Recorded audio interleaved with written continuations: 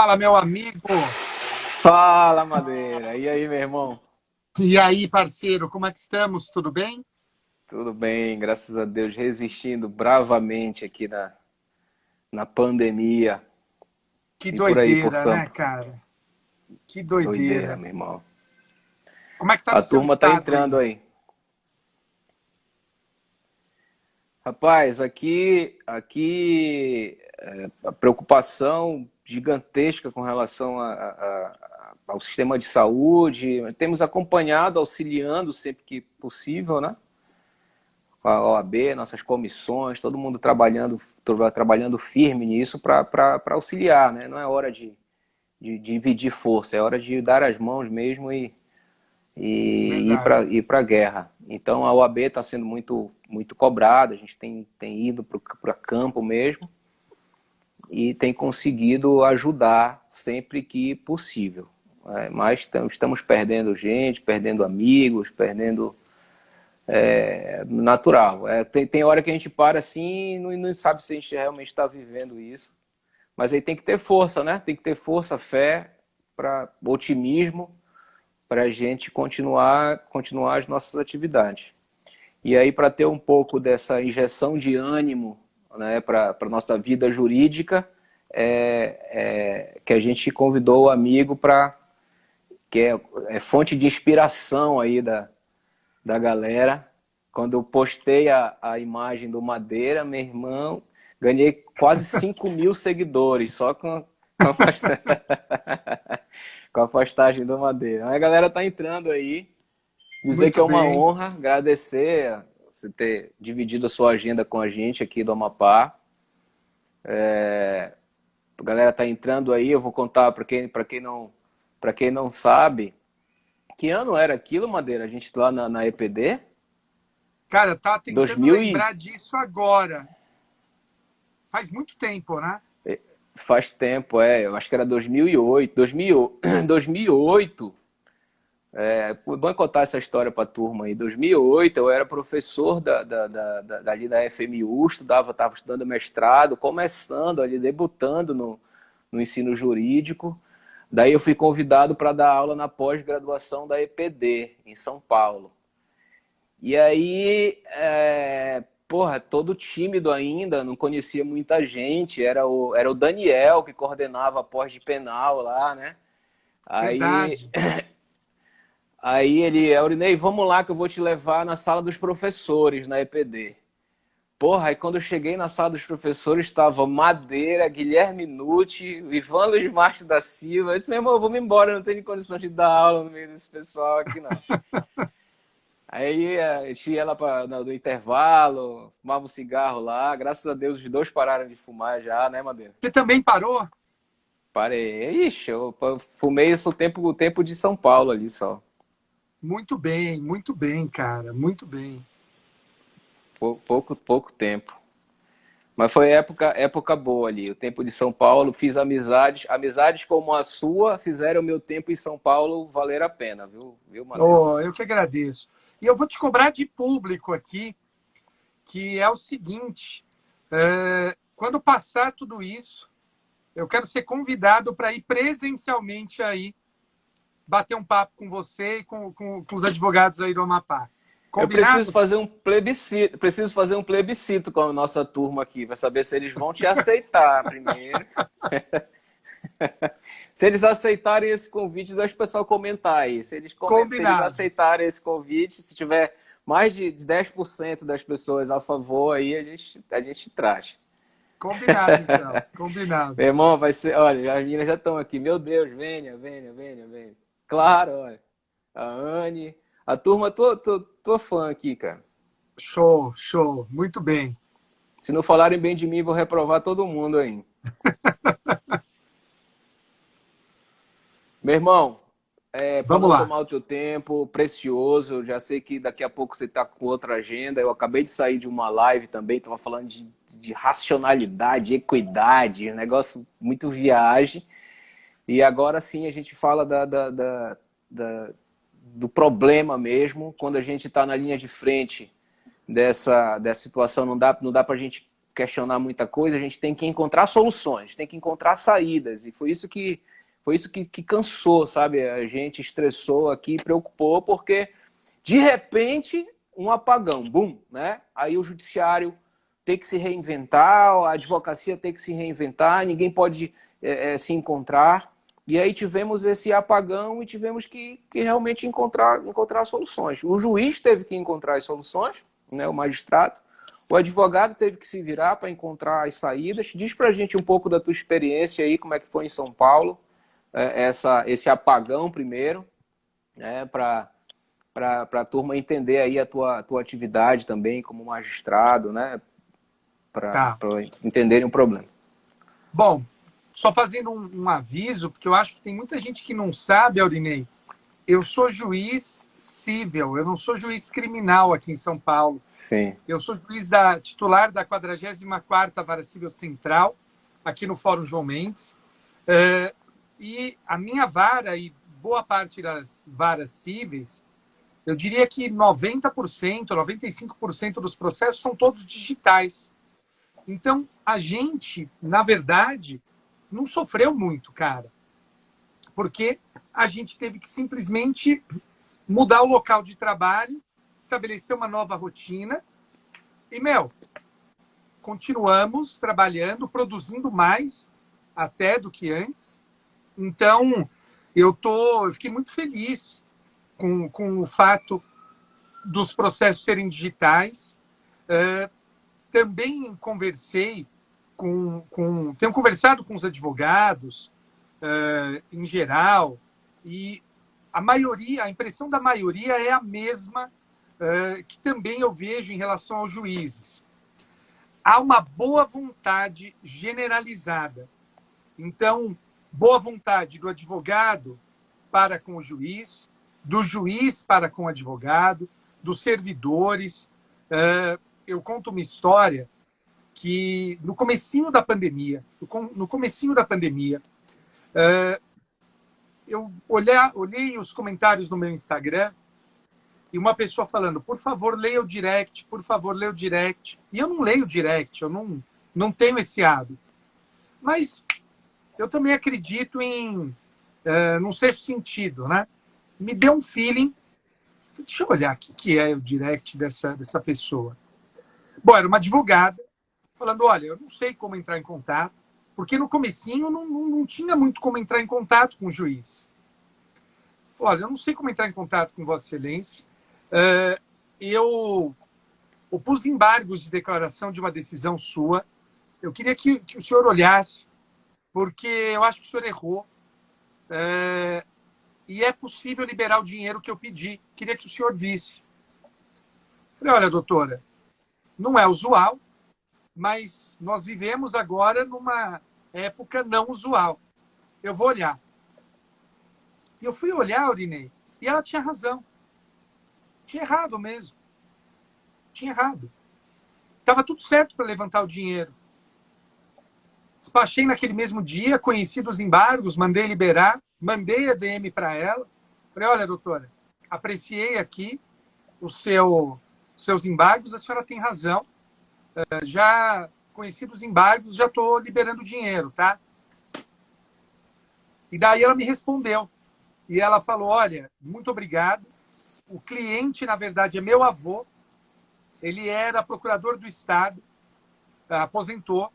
E ele disse para mim que ele não ia ver esse dinheiro em vida. E agora eu contei para ele isso, que eu consegui liberar o dinheiro, e ele ficou super orgulhoso de mim, chorou, e isso me fez valer meu dia. Muito obrigado.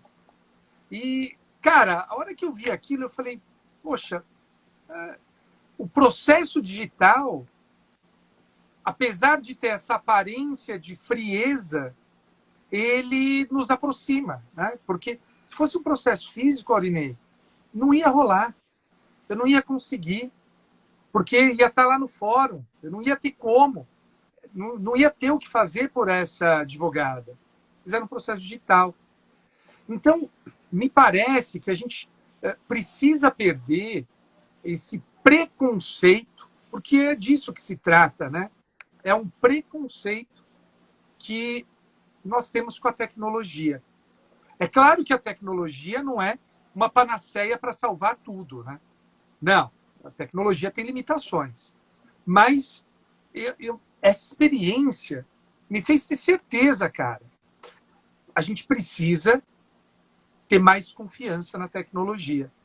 E depois, eu não sei como está aí, queria ouvir depois de você como está aí, o Tribunal de Justiça criou um protocolo, né, uma rotina, que é assim, o advogado manda e-mail para a vara me encaminha, eu agendo a audiência e ouço e converso com o advogado. Como nós estamos falando aqui, Aurinei. Eu daqui da minha casa, o advogado da casa dele. Amanhã, por exemplo, eu recebi um pedido de um advogado. Quando é que foi? Que dia que é hoje? Eu estou meio perdido na pandemia. Hoje é segunda, né? Eu recebi um pedido na segunda, marquei para amanhã. Hoje eu já tinha alguns compromissos agendados, marquei para amanhã. Amanhã, 1h da tarde, vou ouvir o advogado. O advogado vai expor, tal, falar do que se trata a causa dele, e beleza. Então, eu acho que há muitos pontos positivos na tecnologia. Claro que há pontos negativos, a gente vai falar deles depois. Eu acho que a gente tem que ter maior confiança. Como é que está aí no seu estado? Aqui no início, nós tivemos muita dificuldade, ainda essa questão da comunicação ainda é um problema, tá? Nós temos 2 pedidos já formulados para o presidente do tribunal, fizemos uma última reunião com ele aqui, que inclusive participou o corregedor do Tribunal de Justiça, o corregedor em exercício. Ele deixou à disposição um canal para os advogados, caso não consigam falar com a vara. Dificuldade terrível ainda. Inclusive, conversei pela 3ª vez hoje, informalmente, com o presidente, já na expectativa de levarmos ao CNJ. Mas acredito que partirá antes do CNJ isso, porque saiu uma notícia agora de que o CNJ deve regulamentar essa comunicação com os magistrados para todo o país, né? A gente está ainda nessa expectativa, tá estudando isso junto com o CNJ para que isso será perfeito. Se essa for a ferramenta, e nós temos colocado exatamente isso, alguns magistrados têm aceitado. Aconteceu de juiz abrir um Instagram, abrir um perfil no Instagram da vara dele.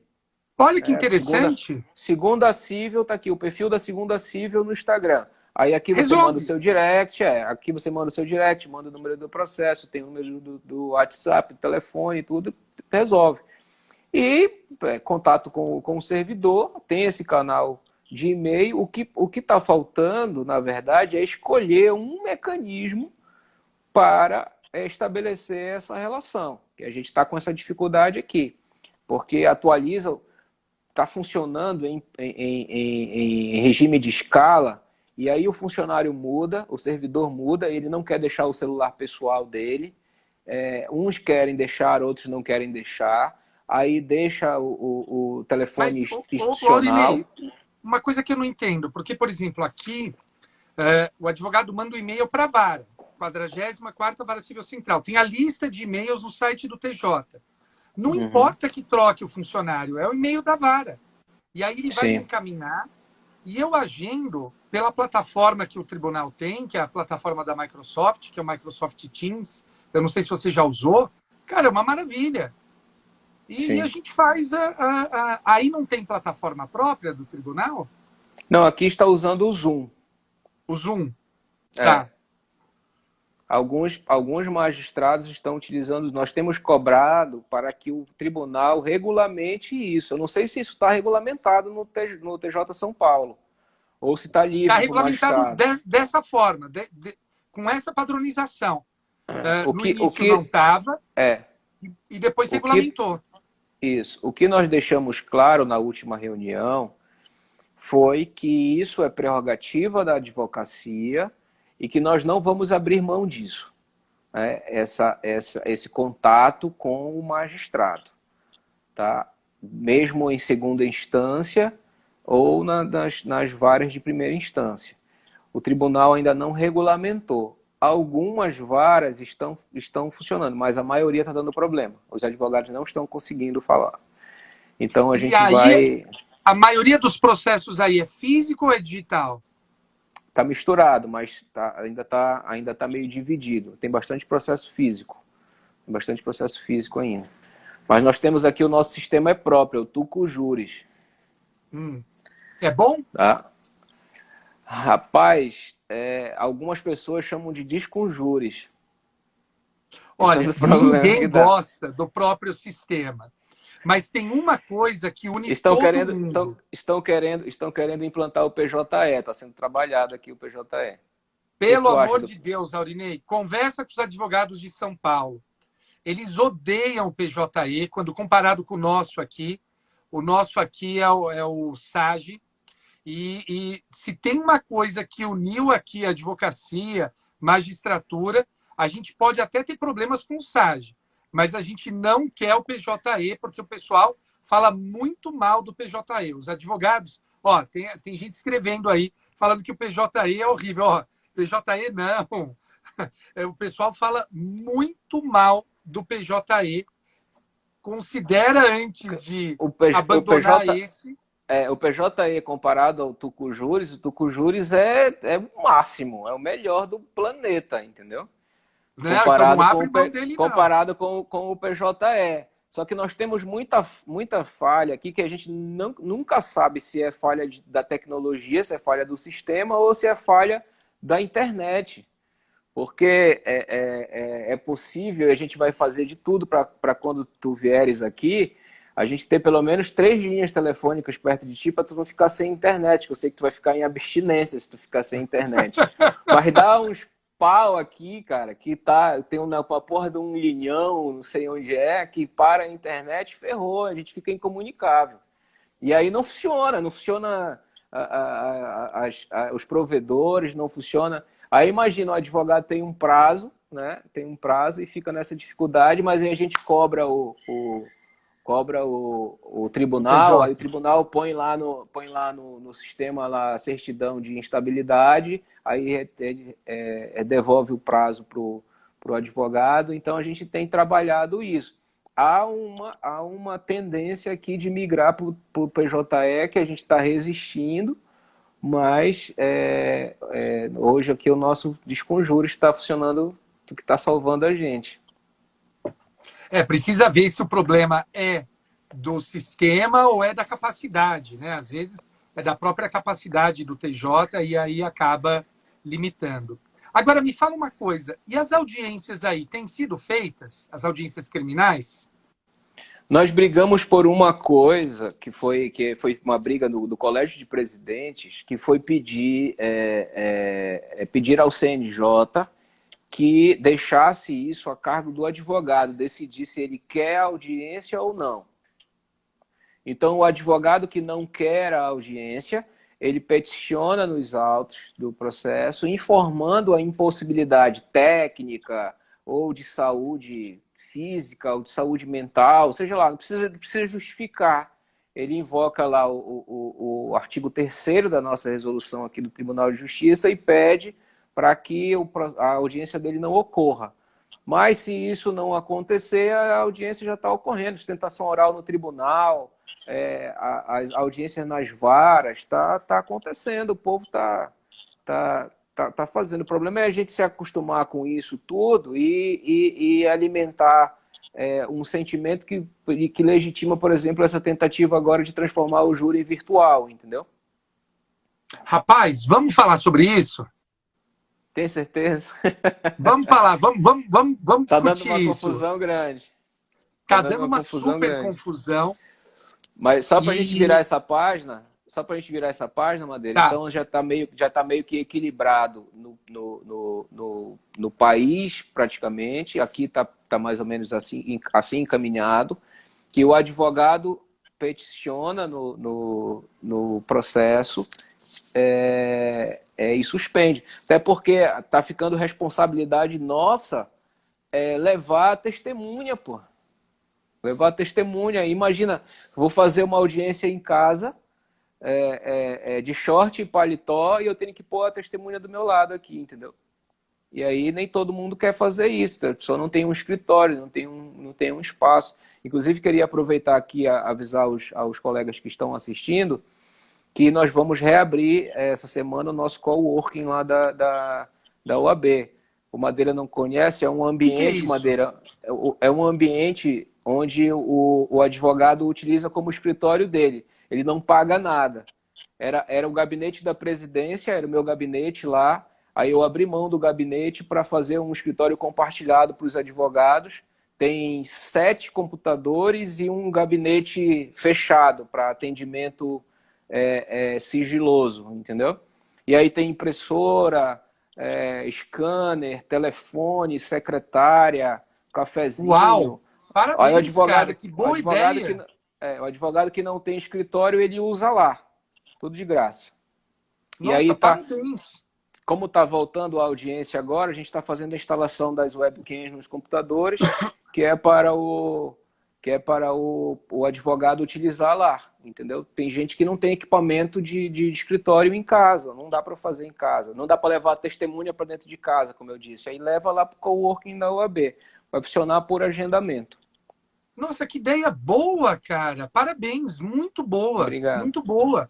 Porque realmente, uma das dificuldades que eu vejo na audiência virtual é que não é todo advogado que tem a capacidade técnica, não técnica de formação, mas técnica de aparelho, de internet, na sua residência ou no seu escritório, e isso acaba criando uma legião de excluídos, né? De excluídos digitais, ou advogado, ou Exatamente. parte, ou testemunha. Cara, que ideia sensacional, parabéns. Eu não. Pô, você devia divulgar isso mais. Muito boa. Eu que sigo no Instagram, não tinha Divulgamos essa nas redes ideia. sociais. Divulgamos nas redes Parabéns. sociais aí. Valeu, Muito obrigado. bom, muito bom. Agora vamos falar do júri virtual, então? Vamos. O Você que chegou tu a ler o achou? projeto ou não? Cara, eu não tive coragem. Foi tanto pipoco nas redes sociais e o meu WhatsApp aqui. Porque aqui a UAB também, Madeira, você vai ver isso quando você entrar na advocacia. Eu estou sonhando com esse dia que você vai se aposentar e vai. Não que esteja perto da tua aposentadoria, tá? Porque Tá você longe, tá longe. tá cada dia mais jovem, dá para aparecer aí, dá para ver na câmera. Mas, cara, a OAB está sendo cobrada de tudo, bicho.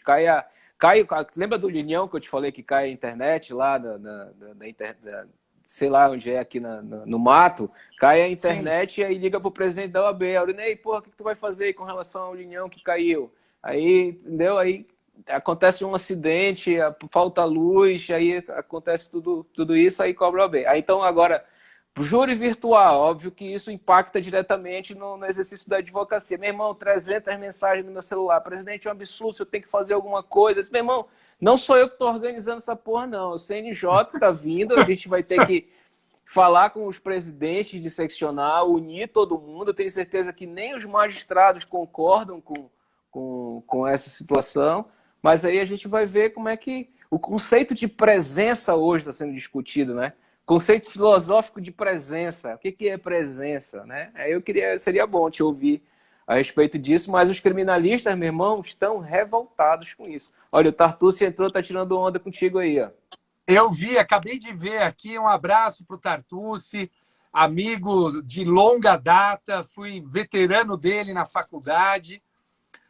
O Tartucci está me sacaneando aí, dizendo que eu era um falso atleta, nada, eu era do vôlei, ganhei todos os jogos jurídicos que eu participei. Quero ver o Tartucci falar quantas medalhas de ouro ele ganhou no karatê. Vai entrar aí mentindo, falando que ganhou um monte. Vamos ver se ele fala. O Rodrigo Cunha mandou mensagem para mim logo antes da live e disse assim, Aurinei, diz pro Madeira que eu estou perguntando se ele sabe tocar piano, que ele vai saber o que é. Aí ele me explicou aqui o que é, mostrando tocar piano. O Rodrigo Cunha, olha, esse tema, que eu não posso revelar do que se trata, mas a gente brigava toda quarta-feira na sala dos professores, no Mackenzie, por causa desse tema. Eu falo que o Rodrigo Cunha, olha, não vale nada. Bom, Aurinei, é o seguinte, para o pessoal que tá acompanhando, vamos fazer. O CNJ está tentando regulamentar a realização dos júris agora, nesse período de pandemia. E o fato é que, assim, não há resposta isenta de críticas, né? Não há resposta isenta de críticas. Seja qual for a solução, ela vai poder ser criticada. Eu não tenho dúvida. Eu me incomodo com respostas extremadas, né? Acho que o meu perfil ele busca respostas que tentam ter um equilíbrio, né? Até a linha do meu livro, busca do equilíbrio entre a eficiência e o garantismo, é o que a gente tenta. Mas, então, veja, por exemplo, primeira possibilidade é continuar as coisas do jeito que elas estão. Ou seja, sem fazer o plenário. E aí, a pergunta que eu faço é, se a gente não der continuidade aos processos, a gente vai fazer o quê, Aurinei? Vai deixar todo mundo preso? Vai soltar todo mundo? O que a gente vai fazer?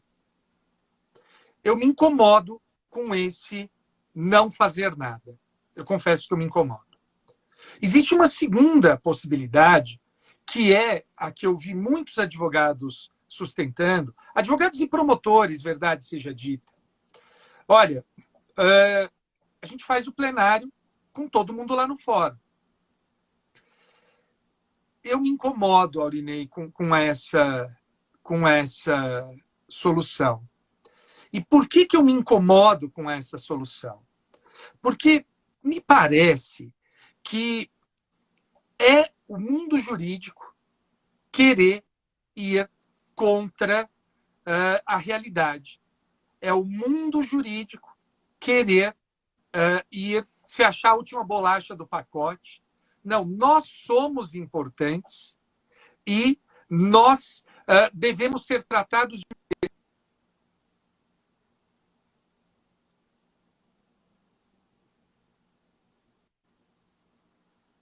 é o advogado, é o jurado, é o serviço de transporte, é o pessoal da limpeza, é o pessoal da segurança. Eu me incomodo com isso. Tem essa solução do CNJ, que é a solução, que é um sistema híbrido. O réu fica no presídio, e aí seria a hipótese já prevista em lei da videoconferência. O advogado estaria no plenário junto com o juiz e os jurados poderiam estar lá no plenário. Então, também é um sistema semipresencial. As testemunhas poderiam depor por videoconferência. Me parece que esse sistema híbrido é o sistema menos pior. Eu vi alguns comentários aqui agora, Aurinei, dizendo o seguinte, não, tem que soltar todo mundo. Olha, gente, eu lembro a vocês que a jurisprudência brasileira, baseada na Corte Europeia de Direitos Humanos, diz que, se houver motivo justificado, a pessoa pode continuar presa. E aí, a questão é, será que uma pandemia não é um motivo justificado para considerar a demora do processo? Eu digo mais, vocês que me ouvem, vocês são capazes de apostar que o Supremo vai soltar os presos de júri ainda? Eu sou capaz de apostar uma bala, que é a minha capacidade econômica, de que o Supremo não soltaria ninguém. E eu acho, Aurinei, que a gente tem que ser, a gente não pode esquecer que quem sofre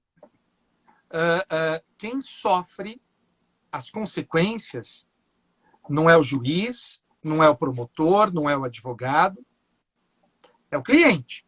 É o cliente que está preso. Eu lembro que eu tive uma discussão com o Breno Tardelli, discussão no bom sentido, na época das delações da Lava Jato, que ele fez duras críticas à advocacia, dizendo que advogado não podia concordar com delação. E eu falei, ô Breno, é tudo muito bonito isso que você diz, mas no final do dia quem vai para a cadeia é o cliente. Então eu acho que a gente não pode esquecer que quem sofre as agruras do processo penal é o Supremo hoje tem uma maioria garantista. Olha, eu não me sinto confortável de apoiar, de endossar essa frase. Eu acho que está longe de ter uma maioria garantista. Pelo contrário. Aurinei, você que é advogado criminalista aí de larga experiência, você acha que nós temos uma maioria garantista no Supremo ou não? Não, não tem. Tem ministro do Supremo que se diz constitucionalista, que invoca discursos medievais de prevenção geral negativa para punir em processos absolutamente inexplicáveis. E diz que nós precisamos passar pelo iluminismo, né? É o mesmo ministro, né? Diz que precisamos passar pelo iluminismo. Então, o que eu estou tentando mostrar, gente, é o seguinte: não há resposta fácil. Qualquer resposta que a gente dê aqui não vai ser isenta de críticas. O que eu acho que a gente precisa é aprimorar esse mecanismo do CNJ. E, de novo, né? De novo, eu vi alguém falando assim, não foi aqui, foi num grupo de WhatsApp que eu faço parte. Não, mas eu não vou conseguir, ou foi no Twitter, não lembro agora. Eu não vou conseguir transmitir a emoção para o jurado. O jurado não vai sentir a minha emoção. Veja, a gente está negando, então, aí todo o poder do cinema, das séries, né? Porque também também há emoções que são transmitidas aí. Então, me parece, Aurinei, que há um certo exagero nesse repúdio à tecnologia. Eu vou te falar de uma experiência que eu vi, que eu fiquei maravilhado. Era uma audiência de tráfico de drogas, e uma das testemunhas era uma policial militar. E sabe onde ela estava, Aurinei? No ônibus. Estava no ônibus. No ônibus. Ela, com o celular dela no ônibus, depondo. E, cara, funcionou, que foi uma maravilha. Foi uma maravilha. Então, veja, é claro que a gente tem que tomar cuidado, como alguém disse ali, e disse muito bem, e eu não sei resolver isso, mas alguém ali foi muito feliz, dizendo o seguinte: professor, como é que fica a incomunicabilidade dos jurados? Cara, eu não sei resolver isso. Juro, eu não sei. Eu acho que é o único ponto sem solução é esse. É difícil, né? Por hora não tem como a gente garantir a incomunicabilidade dos jurados. Não tem. Esse é um ponto que não tem como superar. E ao meu ver, essa é a trava desse não só a presença, mas ao meu ver, a trava do júri virtual está mais na incomunicabilidade dos jurados do que na presença física do advogado. Na incomunicabilidade e na garantia de que o jurado vai prestar atenção o tempo integral nas falas, né? Exatamente. Isso também é importante. Porque ele pode estar com uma aba aberta vendo outra coisa. Né? Exatamente. Então, eu acho que acho que o grande foco na tentativa de solução deveria ser sobre o jurado. Eu acho que isso é um ponto que eu não consigo resolver. Você tem alguma sugestão, cara, de como resolver isso?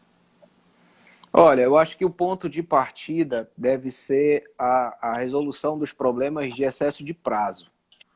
Excesso de prazo não pode ser nem solta todo mundo e nem deixa todo mundo preso. A lei anticrime, o pacote anticrime agora que entrou em vigor em janeiro, praticamente desenhou para o magistrado, dizendo aqui, olha, a tua decisão que fundamenta uma manutenção de preventiva ou decreta uma preventiva, ela deve ter esses capítulos aqui. Então, Certeza, se o juiz não conseguir alcançar aqueles capítulos ali, ele tem que soltar.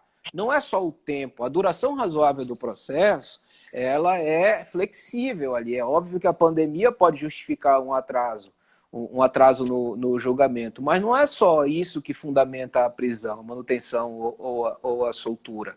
Tem vários outros argumentos que devem ser enfrentados. O problema é que os magistrados, não estou generalizando, obviamente, mas alguns magistrados não estão formulando os capítulos necessários para essa decisão. E agora há pouco, na live anterior que eu estava da Academia Cearense, eu falei sobre o estado de coisas inconstitucional. O próprio Supremo Tribunal Federal reconheceu que o nosso sistema carcerário hoje ele é um ambiente indigno, é um ambiente desumano. E quem está lá cumprindo pena definitivamente merece, tem direito a uma indenização. Então, o magistrado que manda alguém, mesmo que provisoriamente, para um ambiente como esse, reconhecidamente, socialmente, reconhecida juridicamente como um ambiente indigno, ele tem que pôr isso minimamente dentro da decisão judicial dele. Ele não pode simplesmente avaliar ali aqueles requisitos de gravidade. Infelizmente, ainda está acontecendo. Agora, que fique claro que o magistrado que não cumpre isso, ele até em segunda instância, ou instâncias superiores extraordinárias, o magistrado que nega um habeas corpus, por exemplo, sem fundamentar nisso tudo, ele pode responder por abuso de autoridade, inclusive.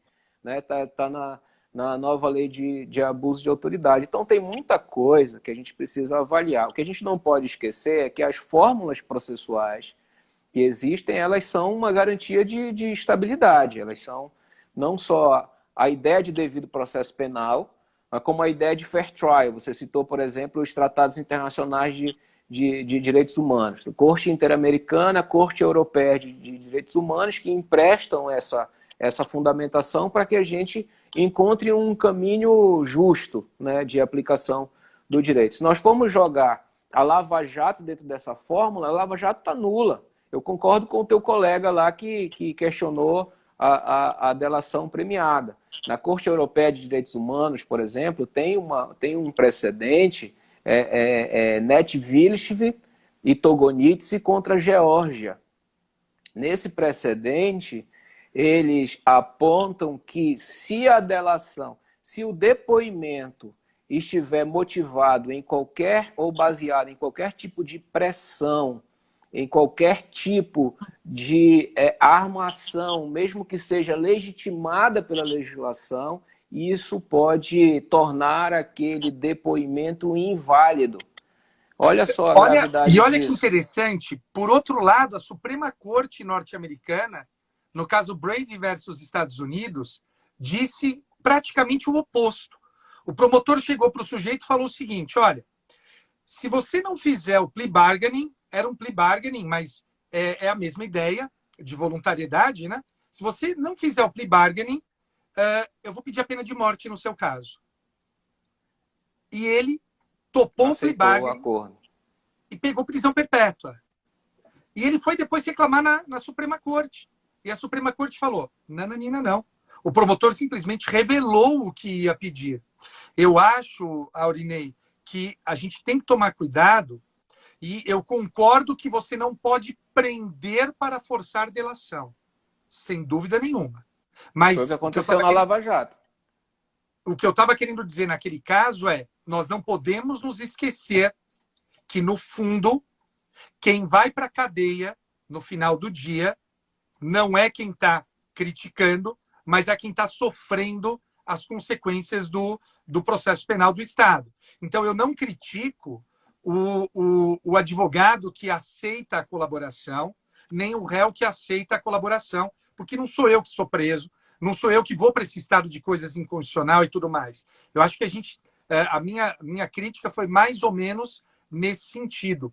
Eu queria registrar que a Lê, uma professora lá de Londrina, querida amiga, ela disse algo que vai mais ou menos na linha do CNJ. Falou, olha, Madeira e Aurinei, se a gente fizer uma separação dos jurados, colocar um distanciamento entre eles, né, de 1 ou 2 metros entre eles, poderiam os jurados, o promotor, o advogado e o juiz ficarem em plenário e o restante ficar fora. Olha ela ali. E o restante poderia ficar fora. Eu acho que a gente pode trabalhar essa ideia. Me parece que seria interessante a gente pensar Isso ajudaria. nessa figura, um sistema misto, enfim. Eu acho que a gente tem que centrar nossos olhos na questão dos jurados. Agora, Aurinei, eu tenho uma pergunta para você. Sou eu que vou te entrevistar, porque é uma dúvida que todos os meus alunos têm. Eu imagino que você, como presidente da OAB, o pessoal te pergunte isso toda hora. Aurinei, vai ter prova ou não vai ter prova da OAB? O que vai acontecer? Vai ter prova. Agora tem que aguardar essa autorização. Tem te posicionado sobre isso, né? Adiou para o final de agosto, né, a segunda fase do exame. Eu acredito particularmente que 30 de agosto, como eu te disse naquele dia, não sei se vai dar certo, mas a gente anunciou. Eu faço parte da Coordenação Nacional do Exame da Ordem e anunciamos 30 de agosto. Bora ver se a gente consegue até lá amenizar. O problema é o seguinte, assim como esse documento do CNJ agora, que prevê algo como isso, e o calendário do exame da ordem serve nacionalmente, nós estamos em momentos sociais e de saúde diferentes em todos os estados. No país todo, né? No país todo. Então é possível que em alguns estados a coisa esteja já pronta para funcionar, a gente possa fazer essa prova, e em outros estados não. Aproveitar aqui, Madeira, hoje é aniversário da nossa secretária-geral da OAB, a doutora Cínia. Olha, ela está aqui falando um forte abraço para ela. Ela é tua fã, ela disse, eu falei que a gente ia cantar parabéns online para ela, disse que ia ficar com vergonha, mas tá aí meus a parabéns, parabéns. Aí, parabéns do Madeira, não é todo aniversário que se ganha. Muito bem, ao vivo, muito bem. E me fala uma coisa, e a primeira fase? Você acha que tem primeira fase ainda, Aurinei, esse ano? Eu acho que final do ano, sim. Final do ano. Acho que final do ano, Eu acho que final do ano tem mais uma primeira fase. Se der, a gente tem muito otimismo, né? Eu sou um homem de muita fé. Tenho fé de que isso está passando, está acabando já. A população não ajuda nesse contexto. A gente vê, por exemplo, aí em São Paulo, 25 de março, abriram comércio, tomada de gente. Então, esse tipo de situação atrapalha as autoridades. Então, é preciso que a gente respeite as autoridades, até isso amenizar, né? Eu acho que essa organização ajuda, né? Essa organização ajuda. Mas a gente tem fé que vai passar logo, e a gente vai poder realizar o sonho dessa turma que quer entrar na OAB aí. Porque é isso, parece que proibiram até concursos públicos, né? Estavam querendo proibir concursos. Parece que estavam querendo proibir concursos públicos em 2020, né? Todo tipo de concurso público. Também não dá para ter, né? Por conta da aglomeração, não tem como, né? E eu imagino, assim, eu não vivo pessoalmente essa situação, mas eu tenho os meus alunos nessa situação toda, e eu fico muito preocupado, muito ansioso por eles. Eu vejo o sofrimento de cada um deles, e essa questão da pandemia, né? É uma questão, assim, muito, muito, muito difícil. E, enfim, vamos torcer aí para as coisas se resolverem, né? Eu espero que a gente caminhe para as coisas se resolverem. Espero que você tenha razão, que a gente consiga fazer a prova em agosto, que a gente consiga fazer a prova de primeira fase no final do ano, porque estamos precisando também. Essas pessoas estão com a vida presa enquanto isso, né? É muito difícil, é muito complicado. Eu vi gente metendo a boca na OAB. Eu falo, gente, não tem que meter a boca na OAB. Vocês acham que a OAB não quer fazer a prova? É claro que É quer. aquilo que eu te falei, tudo dizem que a culpa é nossa, cara. Não, e não é, Me, né? me, Assim, a me OAB tem que ser pediram, responsável. Madeira, me pediram no meio da pandemia um estudo técnico sobre a eficácia da hidroxicloroquina. Para você. Presidente, que a OAB não pode emitir um parecer sobre a eficácia da hidroxicloroquina. Esse cara eu não sei nem pronunciar essa porra direito, ninguém tem capacidade para. Muito Então, bem. assim, porque no desespero a gente recorre às pessoas que estão ali no nosso ciclo, se sente Sim, protegido nisso, né? Então, sim. a gente acha até interessante saber que a gente pode contar com a pessoa, né? E aí, e agora, para a gente encerrar, Madeira, qual é a dica aí para essa turma que está iniciando na advocacia, a turma que quer, que quer prestar o exame da ordem, está esperando aí, dicas de estudo e início de carreira. A gente tem 5 minutos aí antes do nosso Vamos lá. encerramento para ir já caminhando para o fim. Eu Eu acho acho que a gente, que eu acho que a gente superou a ideia do júri, né? Ou se a gente não encontrou solução para o não negócio. encontramos solução. Não encontramos solução. Não encontramos solução. Vamos Mas eu continuar acho, avaliando. parceiro, Eu vou que entrar na turma, eu vou abraçar a turma dos advogados criminalistas, entendeu? Vou entrar na guerra deles aí, vou comprar a briga deles. Tem que estar presente e se não der para estar presente, solta a turma, porque o advogado criminalista tem família, precisa comer. eu vi alguém Essa é a minha escrevendo luta. isso aí.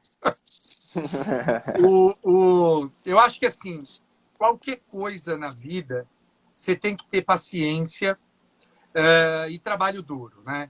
Lembrar que haverá dias ruins, haverá dias difíceis, mas o lance é não deixar esses dias ruins, esses dias difíceis, fazerem a decisão da sua vida.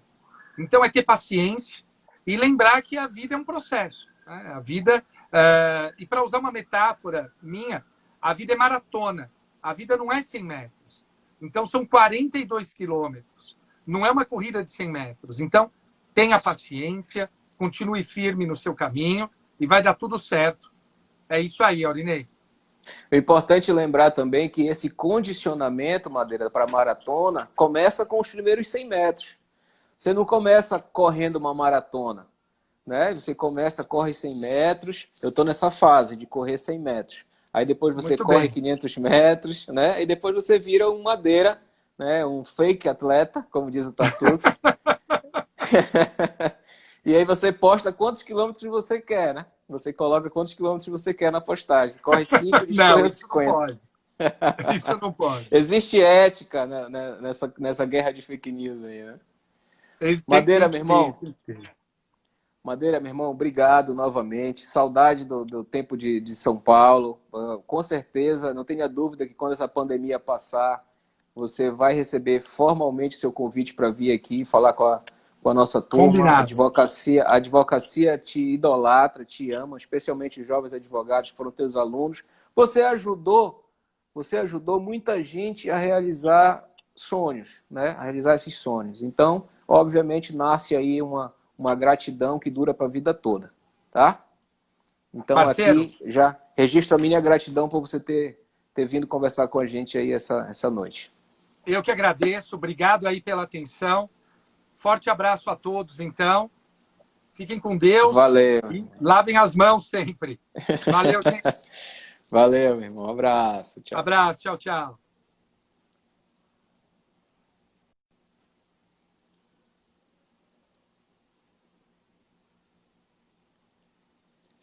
Valeu, pessoal. Obrigado a todos que assistiram. Essa foi a conversa aqui com o nosso querido Madeira.